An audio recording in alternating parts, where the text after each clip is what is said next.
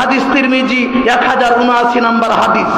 তাহলে দাইন কত খারাপ জিনিস।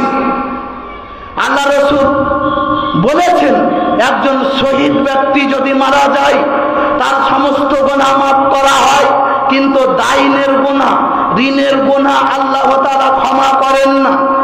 সহিহ মুসলিম 4777 নম্বর হাদিস। আমর ইবনে আস রাদিয়াল্লাহু তাআলা আনহু বলেন রাসূল সাল্লাল্লাহু আলাইহি ওয়াসাল্লাম বলেছেন ইগফারু লিশ-শাহীদে কুল্লু যামবিন ইল্লা দাইন, শহীদ ব্যক্তির সমস্ত পাপ ক্ষমা করা হয় দাইন ছাড়া। তাহলে আমরা বলছিলাম যে বক্তা আগাম টাকা নিচ্ছে যদি মারা যায় তাহলে এই ব্যক্তির ফলাফল দিবে, সত্য কথা বলতে হবে। হক মানে তিতা। আমি যদি কোরআন হাদিসের কথা বলি তাহলে মানুষকে তিতা লাগবে, হক কথা বললে তিতা লাগবে।